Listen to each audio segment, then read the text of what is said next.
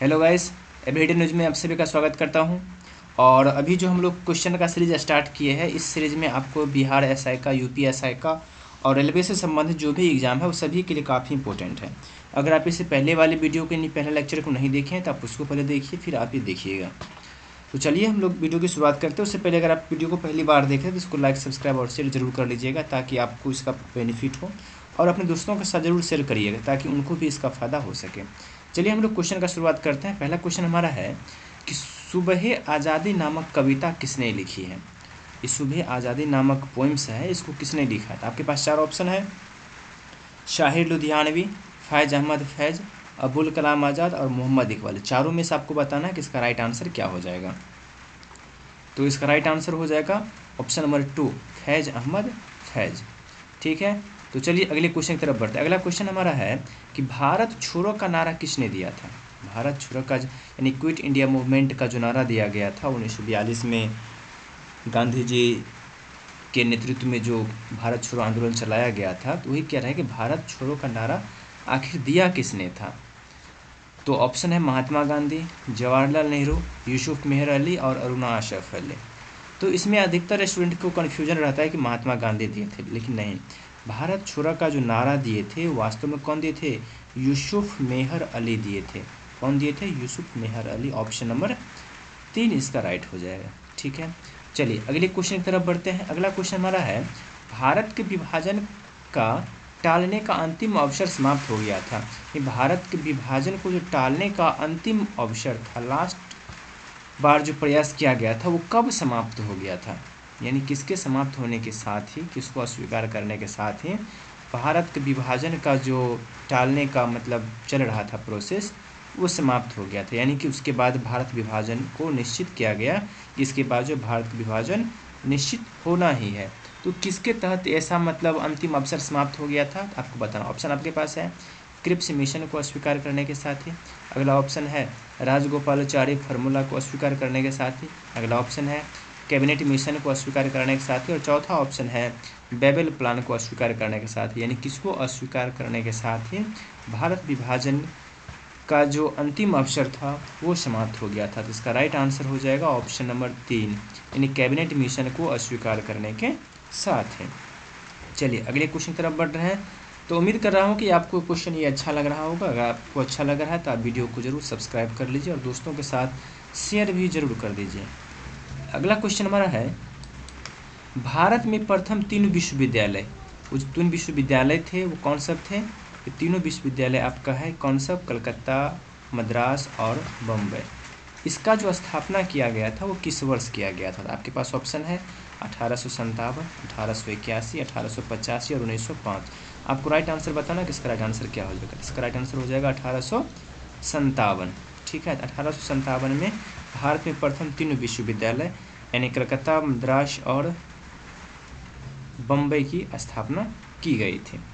चलिए next question की तरफ हम लोग बढ़ते हैं। अगला क्वेश्चन हमारा है, देखिए 1938 में किस व्यक्ति ने वयस्क मताधिकार के आधार पर संविधान सभा के गठन की मांग की थी।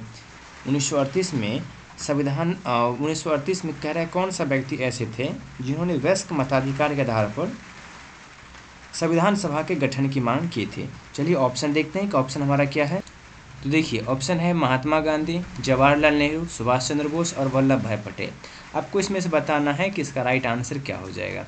तो मैं आपको बता दूं कि इसका राइट आंसर हो जाएगा ऑप्शन नंबर 2। ऑप्शन नंबर 2 क्या है? ऑप्शन नंबर 2 में है आपका जवाहरलाल नेहरू। तो ये आपका राइट आंसर हो जाएगा। चलिए अगले क्वेश्चन की तरफ बढ़ते हैं। अगला क्वेश्चन हमारा है संविधान के विभिन्न पहलुओं को अध्ययन हेतु संविधान सभा ने कितनी समितियां नियुक्त की थी।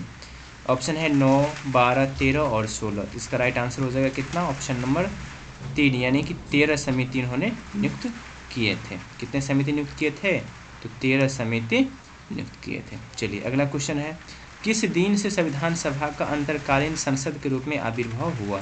यानी संविधान सभा जो था वो संसद के रूप में कब से कार्य करना प्रारंभ किया, ये आपको बताना है। तो ऑप्शन है 24 जनवरी 1950, 25 जनवरी 1950, 26 जनवरी 1950 और 24 नवंबर 1949। तो आपको राइट आंसर बताना है कि इसका राइट आंसर क्या हो जाएगा। इसका राइट आंसर हो जाएगा 26 जनवरी 1950। ठीक है, अगला क्वेश्चन देखिए भारत के संविधान सभा में महिला सदस्य की संख्या कितनी थी। भारत के संविधान सभा में जो महिला सदस्य थी उसकी टोटल संख्या कितनी थी। इसका राइट आंसर हो जाएगा ऑप्शन नंबर डी यानी 15। कितने थी? 15 थे। ठीक है, अगला क्वेश्चन देखिए कि 42वें संविधान संशोधन अधिनियम 1976 द्वारा प्रस्तावना में किस शब्द को नहीं जोड़ा गया। आपको बताना किस शब्द को नहीं जोड़ा गया। आप जल्दीबाजी नहीं करिएगा, थोड़ा सा अच्छे से क्वेश्चन को पहले देख लीजिएगा। यहाँ पे क्या रहा है, किस शब्द को नहीं जोड़ा गया। ऑप्शन है धर्मनिरपेक्ष, समाजवादी, कूटनिरपेक्ष और एकता और अखंडता। तो देखिए धर्मनिरपेक्ष को जोड़ा गया था, समाजवादी को भी जोड़ा गया था, एकता और अखंडता को भी जोड़ा गया था, लेकिन गुटनिरपेक्ष को नहीं जोड़ा गया था। राइट आंसर हो जाएगा ऑप्शन नंबर 3। ठीक है, अगला क्वेश्चन है किस राज्य को अत्यधिक कुपोषण के कारण भारत का इथोपिया कहा जाता है। यानी किस राज्य में कुपोषण अधिक है उसके कारण से उसे जो है भारत का इथोपिया कहा जाता है। चलिए ऑप्शन की तरफ हम लोग बढ़ते हैं। तो हमारे पास ऑप्शन है, पहला है बिहार, दूसरा है मध्य प्रदेश, तीसरा है झारखंड और चौथा उड़ीसा। आपका राइट आंसर क्या हो जाएगा इसमें? मध्य प्रदेश। क्या हो जाएगा इसका राइट आंसर? मध्य प्रदेश हो जाएगा। ये हो जाएगा आपका राइट आंसर। ठीक है, तो आप इसमें मध्य प्रदेश को टिकट कर सकते हैं। चलिए अगला क्वेश्चन देखते हैं। अगला क्वेश्चन हमारा है शहरी क्षेत्रों में आमतौर पर किस प्रकार की बेरोजगारी दिखाई देती है। ये शहरी क्षेत्र में जो बेरोजगारी दिखाई देती है वो किस टाइप की बेरोजगारी होती है। ऑप्शन आपका है, पहला शिक्षित बेरोजगारी, दूसरा है मौसमी बेरोजगारी, तीसरा प्रचंड बेरोजगारी और चौथा इनमें से कोई नहीं।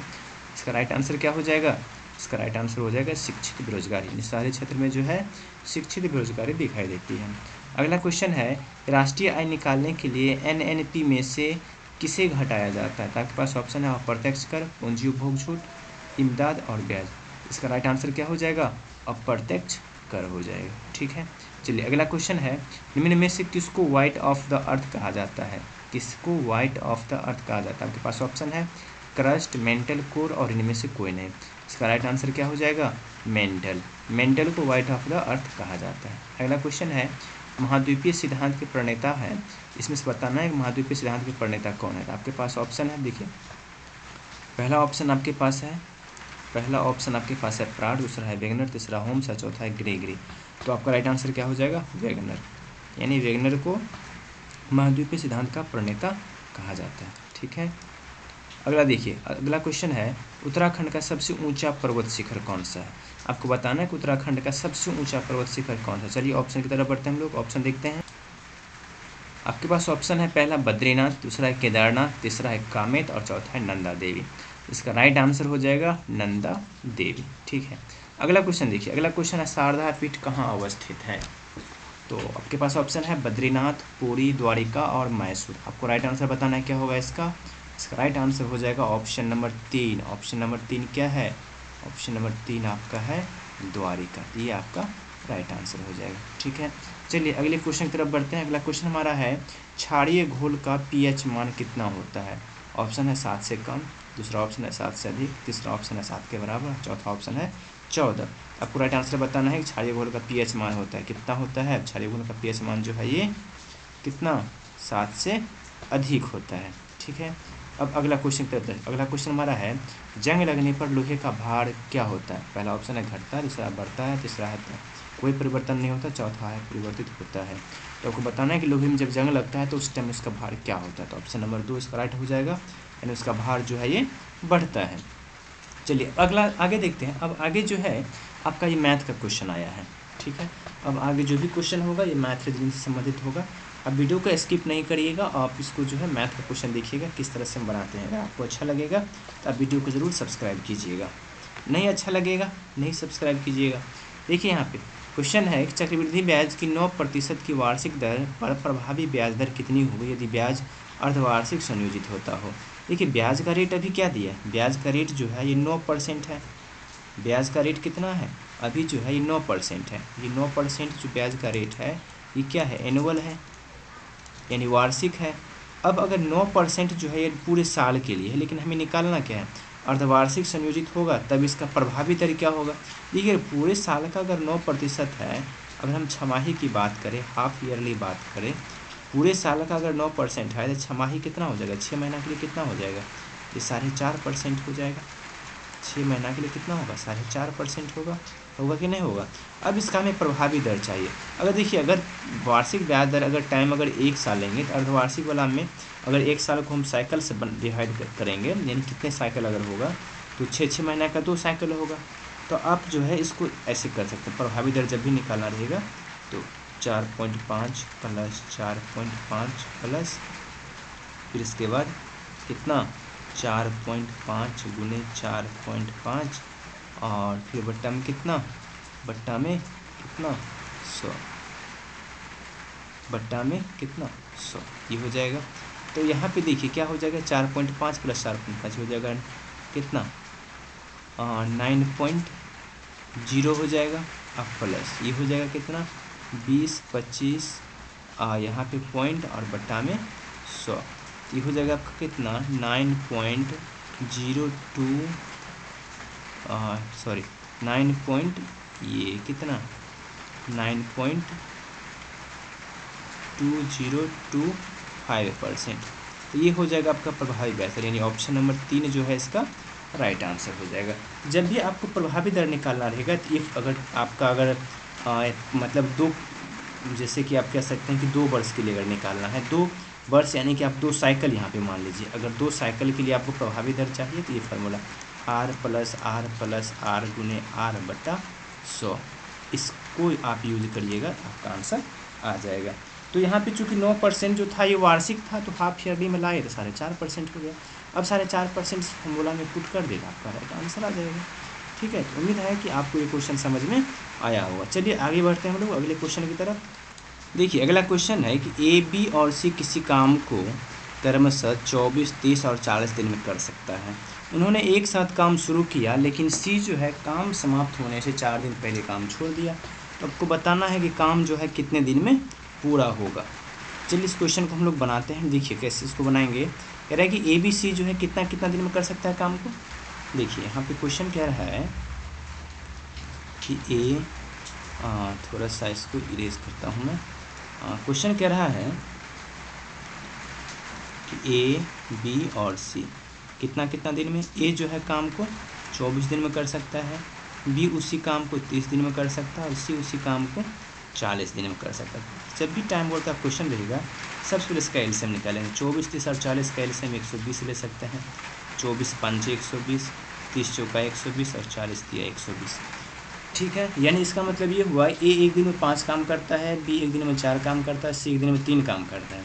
ठीक है, लेकिन अब क्वेश्चन कह रहा है कि सब ने काम शुरू किया, लेकिन सी कब काम छोड़ देता है, काम समाप्त होने से 4 दिन पहले। अब देखिए सी एक दिन में कितना काम करता है, सी एक दिन में 3 काम करता है। सी क्या करता है एक दिन में, सी एक दिन में कितना काम करता है, सी एक दिन में 3 काम करता है। ठीक, अब क्या रहा है कि सी 4 दिन पहले छोड़ दिया। अगर सी 4 दिन पहले नहीं छोड़ता तो 4 दिन में कितना और काम कर लेता है। एक दिन में 3 काम करता है तो 4 दिन में कितना और काम कर लेता, तो यहाँ पे 4 तिया 12, यानी कि 12 काम ये और कर लेता, यानी काम कितना हो जाता है तो 132। ठीक, अब बट्टा में किसको रखेंगे, सबको 5 4 9 और 3 12, 12 को बट्टा में रखेंगे तो 12 से काटेंगे तो 12 11 ने 132 होता है, यानी 11 दिन में काम समाप्त हो जाएगा, यानी 4 दिन पहले छोड़ देगा। तो आपका राइट आंसर हो जाएगा ऑप्शन नंबर 4। तो उम्मीद है आपको ये छोटा सा क्वेश्चन था आपको समझ में आया।